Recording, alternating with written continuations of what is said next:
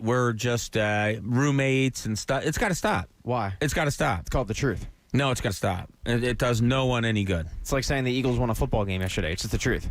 Well, Patrick, it's funny that you bring that up. The Eagles did win a football game yesterday. No way. Did they really? They did. They beat the Saints, who had won 9 in a row. 9 in a row, they beat the Saints. The Eagles had lost, 4 in a row, whatever it was. The Eagles look like the worst team outside of the New York Jets in the National Football League. And they play a game yesterday where, now, we talked to people on Friday, Pat, in the show, and we said, listen, don't go in with a bunch of feelings. Just go in and observe, see what happens. You have a new quarterback in Jalen Hurts. See what's different. Is there something else that elicits excitement from you? Is there an offensive lineman maybe that plays well? Look at the defense. Look at this. Look at that. Maybe Miles Sanders gets the ball a little more. Don't go into it with all these feelings of euphoria. New quarterback, here we go. So if you just did that, you go in yesterday and you come out saying, oh, cool. Jalen Hurts looked good. Yeah. All right. There's some things to talk about. Miles Sanders ran the ball really well. But what do you take away from yesterday? You and I talk as soon as the game's over last night, and you're pissed off. Yeah. Which is, for anybody out there that even thinks they know Pat Egan, exactly par for the course. We had a coworker text me and say, "Are you negative? Do you have a negative test yet?" And I went, "I'm always negative. That's not the issue with me." I don't understand how anyone could call or tweet or wake up today and be happy. You can't say that. Okay. In the grand scheme of being the Eagles, not life, when you look at this game, everything was going great. And then they had to go and ruin it and win the game. Think about this. In a situation where they have had must-win game after must-win game, we talk to Dan Orlovsky every single week. Right. Thursday, 8 a.m. Right. And for about a month, 6 weeks, he would end the show with saying it's a must-win game. Right. And the Eagles wouldn't win. So finally you get to a point where the must-wins turn into must-losses, and they win Because the game. you're talking draft picks for those people that aren't reading Pat Egan's mind. It's a tough read. If they lose the game yesterday, they have a top 5 pick. Yes. Now they're sitting there, I think, in 9th or something. Yeah. Are we splitting hairs a little bit? But it matters. I'm different. Like, when I watch a game, I don't get on Twitter. I don't read what people are saying on Twitter because and as I said before, I'm not saying I'm right. I'm not saying I'm wrong. It's just the way I watch a game. I focus in on the game. I don't really need to pick up my phone and see what other people are saying or whatever it may be. So the game gets over yesterday. I get on Twitter, and one of the first things I see is from Kevin Nagandi, friend of the show, who we're probably going to have on later this week to get his reaction to all this. And his reaction was similar to yours, Pat. Are you serious? You're going to win this game now. You're going to win this game and mess with draft picks. You're going to fall deeper and deeper into the draft. It's the last thing you need. I'm not that. I rarely, especially with football where you need so many guys and there's so many players out there. And is there a huge difference between 5 and 10 or 11 or whatever? Look, I understand it all, but it doesn't rule my day as far as watching the game. So by the way, right now they're 9th. Right. And I'm pretty sure if they would have lost, 5th, I think. 5th. Yeah. So, and this reminds me of Chip Kelly's last year in Philly. He ends up winning, a meaningless game that ends up taking you from 18th to 20th. Did it matter that much? You end up getting Nelson Aguilar. I guess not really in the grand scheme of things. It's two spots. But it does. I mean, you look at the draft, there's a reason, teams want to be up top. No, yeah. Winning meaningless games that you do not need. Another thing I had to worry about, too, was did this save people's jobs that shouldn't have their jobs saved? Well, that's going to be the theme for today. I have written down what happened yesterday. What was that? What was different about yesterday than anything that happened in this season so far? Did they have a totally different game plan? Because some could say yes, some could say no. Did the quarterback just play an unbelievable game that propelled them to a win? Well, you look at the numbers, the passing numbers, it doesn't say yes. You look at the rushing numbers, it does say yes. Was it a different game plan from Doug Peterson? Why is Doug Peterson not overly happy with his quarterback, it appears? What is going on with this organization, Pat? They won a game yesterday. You win it with a quarterback that you brought in that you got in the second round.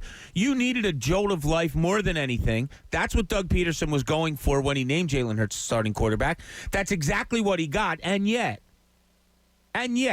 He comes out in his press conference yesterday, and it's just like, I'm just going to enjoy this one. I'm not saying that Jalen's going to be the starter next week. I didn't see that. Yeah, he said, I'm not naming him the starter. I'm just going to go home and enjoy this win. Saying people asking was it Jalen Hurts totally that did this? No, it was a team effort. I mean, he was part of the team. It's so weird. And he was reluctant to heap a little praise. He was reluctant, and somebody on Twitter said something that I said during the game, that Carson Wentz turned around one time and there's a woogie on his neck, like he's starting to break out again.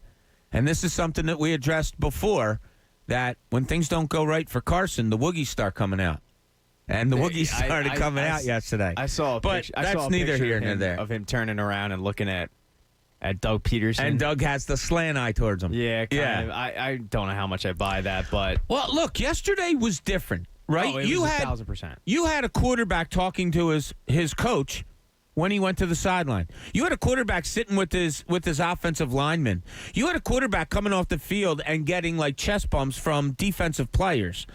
You had a different game totally. It appeared, with run-to-pass ratio, pretty much 50-50. You had a swagger. Yes, did Jalen Hurts scramble an awful lot? Probably. He ran the ball 18 times. Let's say half of them were scrambled and half were called plays. No matter how you break it down, it's still 50-50 run-pass. The offense moved a lot better. And let me just say, the only reason I'm in a bad mood is because of the fact that they won the game. If the Saints had come back, I know it's typical Philadelphia, but it's typical you. If they had won the game 7 weeks ago, we don't have this issue. If the Saints were looking like they were going to come back, and I was like, okay, here we go, and then they end up falling short. But Jalen Hurts moved the offense. The offense looked much smoother with Jalen Hurts in there. For whatever reason, the Eagles' offense with Carson Wentz looks incredibly stiff. You might as well call it the rigor mortis offense, because it just doesn't flow at all. And then Jalen Hurts got in there, and to your point, whether it be scrambling, call plays, didn't really matter, didn't really care. The offense was moving. It was what you wanted to see from your quarterback. It might be, you look at the stat sheet and you go, okay, it's not all that impressive. 167 yards through the air, 106 on the ground. Mike Vick Light. Vick Light. There we go. It's an okay day. Okay for your rookie debut. But when you've watched the Eagles all season long, saw what they were a week ago, and see what they were yesterday, it's night and day. Well, why? What was different? I mean, you just mentioned, if you really break it down, look, the 106, 108 yards that he rushed for in Jalen Hurts, yes, that is something that we haven't seen before since probably Mike Vick. But what was so different yesterday? Was it play calling? To me, there were guys wide open yesterday. Were there guys wide open with Carson Wentz and he just didn't see them? You did something yesterday that you and I were calling for all of last week, Pat, was, how about if Jalen Reagor, you say he has speed, why aren't you dragging him across the field as opposed to just running him deep? Make guys follow him. Make him make cuts across the field. They did that twice yesterday. They missed one deep ball, which was right there for the taking, hit off of his hands, but then they hit him on another, which from Zach Ertz it looked like. This offensive line blocking, avoid some sacks because of his 4, 5, 6. Carson Wentz is getting sacked every game. Carson Wentz is making it really difficult. Carson Wentz is quarterback. I think I read he's 11th with the Eagles when he's coaching someone besides Carson Wentz. It's alarming. It is. Philosophy of batten down the hatch. But, the craziest part about the fact that Carson Wentz to Ryan Tannehill, seeing Carson Wentz play everybody is just trying to figure out what the hell. They asking Jaws, hey, is he just this guy? Coach scheming an offense that is just not conducive to his style, because none of this makes sense. It doesn't make sense that a rookie quarterback gets in there and moves the ball better than a fifth-year quarterback who is 3 years removed from almost winning an MVP, who was playing at an elite level last year. He threw for 4,000 yards with me and you and Connor as wide receivers. Right. This isn't a situation where he has had 10 bad games of football in the past 5 years, and they've all come this season. So we're all trying to figure out what the hell happened with Carson Wentz. We're all trying to wrap our brains around it. And at this point, a lot of us are throwing our hands in the air going, I don't know. I can't make sense of it, so maybe the coach doesn't like him. It doesn't, that sounds stupid on the surface of pretty much every other team, but with this team, it's like, hell, I don't know, man. I don't know what the hell happened with this squad. I don't. And everything that I wanted to talk about today is just questions. And I put it out there because I really want to know how you feel. Like, what feelings did this win elicit from you? I don't know. I told you before, I sit back way more so than you, and probably more so than anybody out there listening. I sit back and watch it for the entertainment, to observe, to pick out different pieces of whatever it may be. Fully, heartfully invested in the game. I love it, but no, not like that. Not that it's going to ruin my next day or it's going to make the next day better, whatever it may be. I really do. Of course, I want them to win. It makes for so much of a better week when they do. Yeah, we differ on that. But you wear it on your sleeve, which is great. And look, I wake up in the morning. I tell you, every morning I wake up, the first thing I do is think of a good thought in my head. What was it today? Kyle's coming home. It wasn't. My son Kyle's coming home. It was. I thought it would be Pat's back in the office. No, Kyle's coming home. This got awkward real quick. Okay. Yeah. All right, let's move on. Yeah. What else you got? But I do watch the games with a different attitude. And yesterday I tried to look. I don't think that's sit back. So I don't know what to take out in game. Some people, what was the Carson Wentz look? So you have that going. Was it solely because their guys wide open? More so, was it because Carson Wentz doesn't see today? Makers out there yesterday, Pat. The Fox was pushing people around like nobody. And that Saints Pearson-esque game plan, they were terrible. How many times? Doug Peterson runs the ball, and rightfully leaders at all. Alvin Cook carried yesterday and had the ball 38 times with 10. Everybody in the Eagles secondary tried to do. Okay, I understand throwing the ball. You're going to throw the ball 38 times with a gadget quarterback? You're not going to get him out of the pocket? His pocket awareness was horrible. Yeah, well, which is expected. But you're right, it is. I mean, it's Taysom Hill. And he still had a better quarterback rating, I think, than Carson Wentz has posted all year long. Well, that's very alarming. Yeah. But you brought up something on Friday that I scoffed at as I made my 40-22 claim that the Eagles get blown out. Good call by me. That would it be a situation where the Saints were looking ahead? Were they looking ahead to Kansas City the next week? And I laughed at it and said, "There's no way. There's no way this team comes in right. They have Malcolm Jenkins. They have this built-in rivalry with the Eagles. Right. That the Eagles aren't aware of."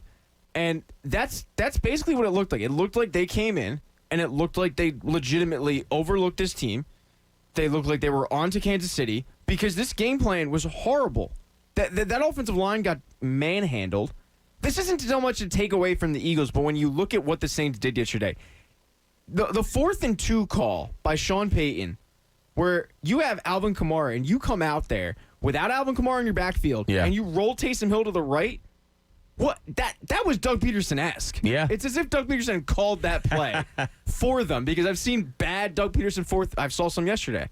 So, not to take away anything from the Eagles, but it definitely looked like a game where if the Saints playbooks got switched. Yeah, if the Saints had actually come in and woken up a little bit, it would have been different. And they kind of did in the second half. And it's something that Andrew Saltunis and I talked about this 2 weeks ago on our Tuesday night show about Beers of Bob.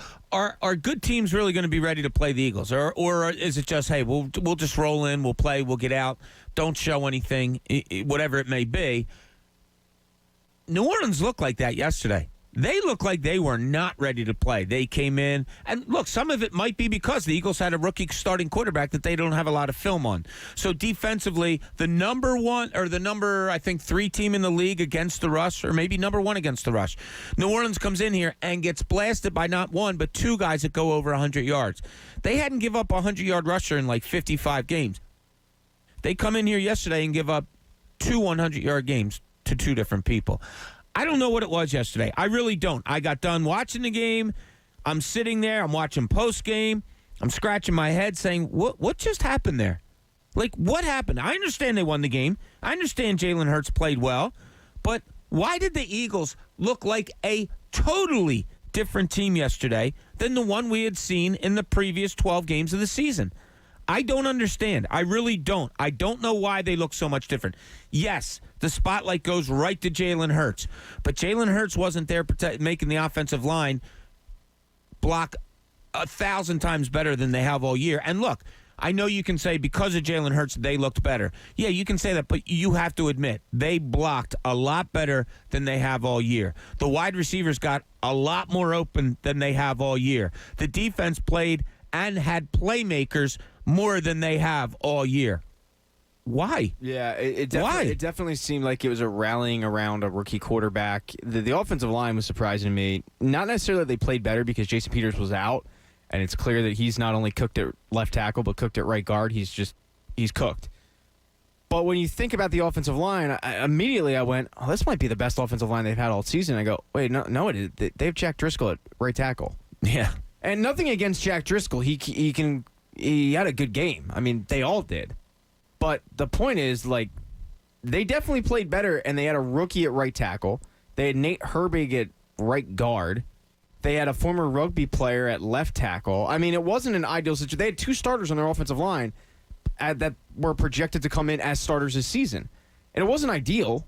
No. Yet, you're right. They played better. And there's something that I'll get into a little bit later that is a reason why I think the offensive line looked like they played better. Oh, Pat with a little bit of a tease here. I like it. That is a tease. So what feelings did yesterday's win elicit from you? Well, I just don't know. And I'm being honest. I swear, I got done that game yesterday. It was almost like I watched a tie or something. I came away saying, wait, what was that? Where's that been? Why did that happen? 610-632-0975. Let us know. What do you think happened yesterday and why? And is it good? You know, maybe you're onto something here. Or is it bad in that Pat Egan says, no, you're going down the draft board. That's not a good thing to get a win yesterday in what many perceive as a meaningless game. 610-632-0975. We got Pat. This is an awesome day. We got the holiday wheel at 8 o'clock. Oh, I'm so we're pumped. going to do the holiday spin today. We're going to have Jeff Mosher's going to join us at 8 o'clock from Inside the Birds. We got a whole lot of good stuff going on. Stay with us. Time at the Fanatic is 6.